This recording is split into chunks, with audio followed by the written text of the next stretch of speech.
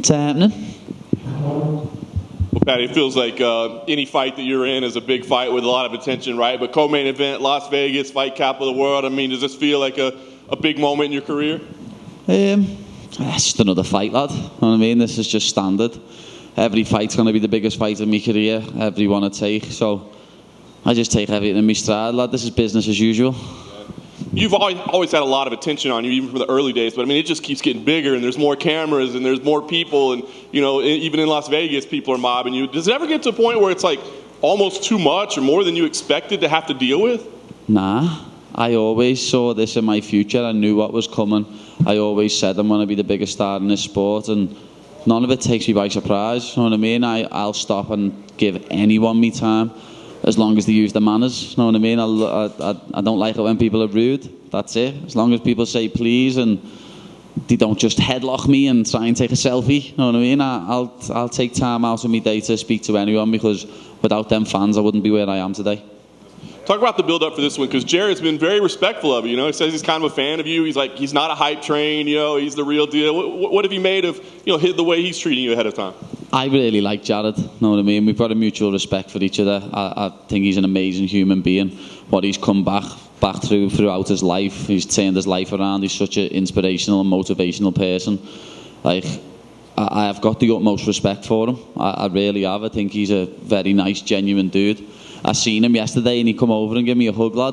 Come over and give me a hug and shook my hand, and he put online he's got very soft hands, and people were giving him shit over it, saying like, why didn't say that into his face. I didn't take it like that. I have got very soft hands, know what I mean? And I don't use moisturiser. I have got soft hands. It's me knuckles what you've got to worry about. What do you make of him as a fighter? I mean, does he present any unique challenges that maybe you haven't seen before? No. I don't think he does. No disrespect to him, but I don't think he does. You know what I mean? I think Jordan Levitt's a better grappler. I think Luigi Vendramini's a better striker. And I'm bigger than him. I've got more reach. One thing that did piss me off was he said I'm a quitter. I've never quit. I've been choked unconscious and went 5 rounds twice against 2 steroid abusers when I went into both of them fights injured. You know what I mean? He's the quitter. He tapped to a choke recently, what wasn't even fully on. That wasn't even a proper rear naked choke against an opponent who was absolutely dog shit. So, Last thing for me, Paddy. I mean, a win here, obviously, all eyes are on you, big spot. How fast do you want this thing to go to the top of the division? I mean, I think now people are taking you real, Are you ready for contendership? They're not, though. They're not. It's cheeky, lad. People still aren't taking me for real. You know what I mean? No one respects me. And it does piss me off. But, I've just got to get on with that, lad. People don't respect the come-up. Simple as. Paddy, do you think, we sometimes talk about fighters having their breakout moment, right? This is going to be this fight. This fight's going to be my breakout performance. Because every one of my past opponents, people are like, oh, he's not good. I personally think my best opponent was my debut, Luigi Vendramini. He gets a bad rap, lad. You know what I mean? The only fights he lost the majority decision to Faraz Ziam. He's also pony-like. He lost his debut at welterweight, and then I beat him. But that's me. You know what I mean? People say, oh, because he got cut. Yeah, Vargas wasn't the best. He wasn't. Jordan Levitt's very good. No one had ever finished him. Everyone was talking about Claudio Puelles. Ooh, he's fucking shit as well. You know what I mean? And he couldn't finish him. But everyone was saying that he'd beat me. And I went and finished Levitt on one of my worst nights, when I turned up with a lot of shit going on behind the scenes, and I still finished him in the second round, lad. And I'm disappointed in that performance, just like I was the Vargas one. I don't think I've put a good performance in since my debut, and that wasn't even that good. But this is going to be my breakout performance. People are going to see the improvements I've made over the past 15 months since I signed with the UFC. You're going to see. In fighting, often we see these guys who are able to bring people with them, right? The travelling crowd. I know, December's not necessarily the best time. People are saving money for Christmas. No, it's not. Are you expecting some scouts? Oh, of course, yeah. I've sold a good few tickets myself. Got tickets for me mates. Obviously, it goes without saying.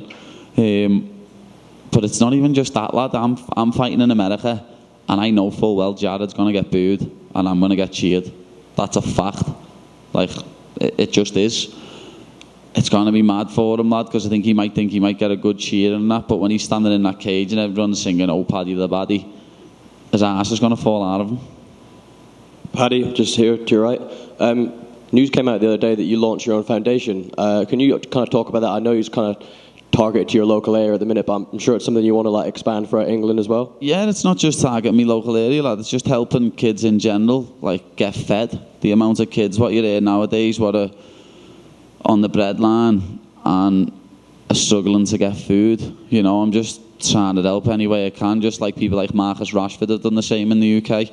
And then, like I said that in March, and people are saying, oh, he's just saying that. Well, what now, lad? You know what I mean? My foundation's up and running. What have you got to say now? And then I still see people talking shit who haven't got a clue. You know what I mean? I'm going to have help men's mental health charities. You know what I mean? That's another big thing to me. Talking about Jared there, he's got such a crazy life story, you know, pronounced legally dead for 2 minutes. It's something that I'm sure you must be thinking, God, this guy's got a crazy story. What's your thoughts on, you know, his background and the things that he's had to come through? As I say, he's such an inspirational character because he's come through all sorts. You know what I mean? You couldn't even name all the things what he's come through, and now he's back. He's back and he's fighting in the UFC, and he's setting a good example for people in that walk of life. And I can't take me out off to him enough, lad. I respect him so much as a human being. I wanted to ask, when you went to Conor McGregor's pub, you had a massive food binge, and you had a FaceTime with him. I know he helped you out with the bill. How much did he spend all the money on the bill for you? Did he pay it all? Yeah, he paid it all, lad. Are we talking 100 quid, 200 quid? We didn't even see it. We didn't see the bill. He just said, I'm taking care of it. But I was eating and Molly was drinking, lad, so you can imagine how much it was. And finally from me, it's a touchy subject, but we spoke to Molly about it. She addressed this. I wanted to ask, you're a doctor. I'm not sure how much you've worked with him. Dr. Usman Jajad was in the UK news a lot before the Conor Ben fight. You were listed on his website and you took pictures with him. I just wanted to ask your relationship with him. So because I took a picture with someone? Have you worked with him for this fight? Have you worked with him before? I've never worked with him. He took me to get an MRI scan once. Is that all right? Or is that... Just wanted to ask you. Yeah. Tip for asking that question, like. Paddy, to your right. Over here. Just wanted to ask you, you know, as you get higher in the UFC and you get more notoriety, you become kind of like the Super Bowl, the big fight for everybody. So that creates a little extra burden on you, right? You have to raise your game each time because you know you're going to get the best from other guys. Is that something that you're aware of that you've dealt with in the past in your career? Yeah, people step up when they fight me, you know what I mean? They come in the best they've ever looked. It's just like when football teams play Liverpool, lad. They roll over for Man City and let them beat them. But when they play Liverpool, lad, they turn up on the day and play the best they've ever played. That's what people do against me. I get the best version of everyone. And so when you do get the best version of everyone, does that force you to like never take a day off? Like sometimes, you know, you don't feel like practicing, but because of that, because you know the guys you're going to fighting are going to be stepping up and giving you your best, does that require you to be on point all the time? There's a lot of days I don't want to get out of bed, lad. A lot of days I want to just stay in the pit and not get out of bed. But it's something I've got to do. I work my arse off to be in this position that I'm in. Years ago, I used to just rely on my talent, and I never used to work hard. And it got me to a world title. It got me to a Cage Warriors world title. But when I started coming up against people that were working hard and did have a bit of talent, also they were pumping themselves full of steroids, but I started to lose, know what I mean? And then looking back now, I needed them life lessons. It wasn't just like lessons in the cage. What I needed as a life lesson to sort my life out, and I've done that, and now look at me. Patty in the front right here. Jared was back here, and he said that after this fight, he wanted to work with you to kind of raise awareness for mental health and everything. Is that something you'd be interested in after this fight? Yeah, 100%. As I say, I really respect Jared as a human being. He's a lovely man. You know what I mean? And what he's doing for his community and for all the people by us is amazing. You know what I mean? He's helping people sort their lives out and turn their lives around. He's a proper genuine dude. As I say, there's no animosity at all in this fight. Like, I wanted to break Levitt's face because he was talking proper shit. But Jared's a nice dude, you know what I mean? I'm going to feel bad when I hurt him.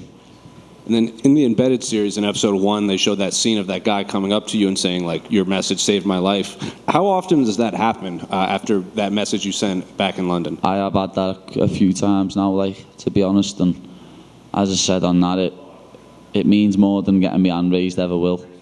I always say there's no feel. Like, I've got goosebumps now thinking about it. I always say there's no feeling like getting your arms raised, but when someone comes over and says that they never took their own life because of something that I said, it's different. And you were in the news a lot for that doorbell video that came out. Were you surprised at how many news outlets picked that up? Lad, I have been asked about that more than me fight over the past week. I'm not messing. I've been asked more about that sloppy shit than I have about Jared Gordon. I'm not even taking the piss either.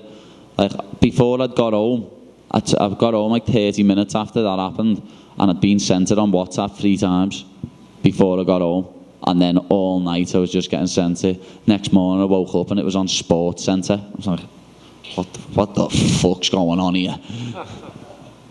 Paddy, right here. You had Dana White on your podcast, and you guys were talking about UFC London, which is now official for March. Is it obviously your intention to turn around and fight on that card? I don't know, to be honest. We'll see what happens after this, but I have a holiday booked in Thailand in January, and I'm going on this holiday, lad. I haven't had a holiday for a while, and the missus is adamant that we're going on a holiday, and we're not just going like, because when I go to San Diego, I still have to work, still do me vlogs, still do podcasts.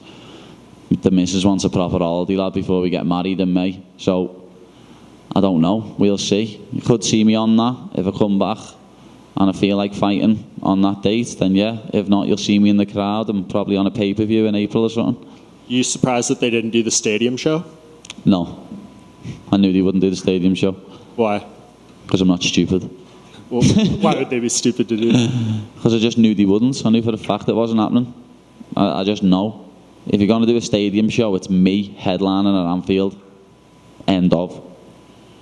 And when, there's a lot made about your weight fluctuation and stuff, and when Dana was talking about it earlier this year, he said, that's not something that's sustainable and it can be bad and stuff. Did you guys have any conversations, about that? And No. Is anything being said to you behind the scenes? No. Why would it? It's not of anyone else's business. If I want to get chubby in the off-season, I'll get chubby. End of. Know what I mean? Started this camp at 193. A lot of people start camps heavier than that. I'm waking up 168. Do you think that's a big cut? Because I certainly know it isn't. No. How's the food in Thailand? Very good. Pad Thais are heavy. Curries are heavy. Thanks, Paddy. Hey, Paddy, over here. I'm curious, finally, both yourself and Darren Till on the same card. Just how big is that impact in Liverpool, specifically with MMA? Well, yeah, I've been getting sent all billboards from Liverpool at the minute where just me and Darren Till on billboards everywhere saying Scouse takeover, and it is, know what I mean? We're both hopefully I know I'm gonna get my win. Hopefully Darren gets his win, and it is a Scouse takeover. Who throws the bigger party, Darren and Hamzat or you and Molly? Come on, lad, that's a terrible question.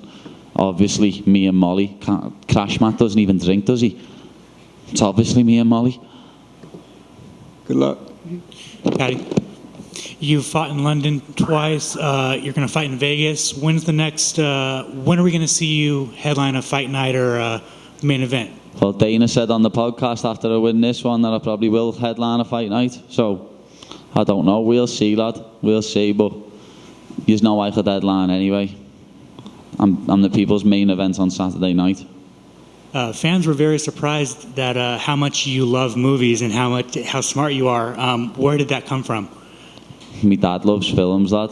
My dad loves movies, and he's bred it into me. You know what I mean? So I like me films. It's a Pimblett thing.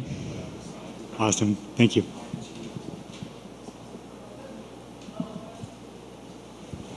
Yeah, just wanted to get your thoughts on Volkanovski and Islam, yeah, sorry. Yeah, it's going to be a scrap, you know what I mean? I got so much stick for picking Charles against Islam, which was crazy, because a lot of people picked Charles, but still on social media posts and stuff, you picked against Islam. Yeah, because Charles have fought the better people, and I thought Charles was going to win. Can't I have a prediction anymore? People saying you haven't given props to Islam. I have. He looked unbelievable that night. He absolutely dominated Charles. I would have put up a better fight than Charles did that night, to be honest. But him versus Volk's going to be a scrap. Volk, especially if Volk's power transfers up to 155, because he's probably going to have a speed advantage. And his cardio is going to hold up even more because he's moving up a weight. So it's a very interesting fight. I'm looking forward to watching it, to be honest. Paddy, right over here. You had that call out of Mark Zuckerberg that time to try to get your accounts unlocked. Now that Elon Musk has taken over Twitter, is there any chance we get a call out on him, try to get your account back? I don't want Twitter back, lad. Twitter's a cesspit. Twitter gets me in trouble. People interpret things that I say and twist it and make it sound like I've said something I haven't and make me look bad when I've never said any of those things. People just misinterpret what I say on purpose to make me look bad. You know what I mean? Digging tweets up from like 2018, 19 to try and make me look bad. And I'd rather not have Twitter back, lad. Gets me in too much trouble.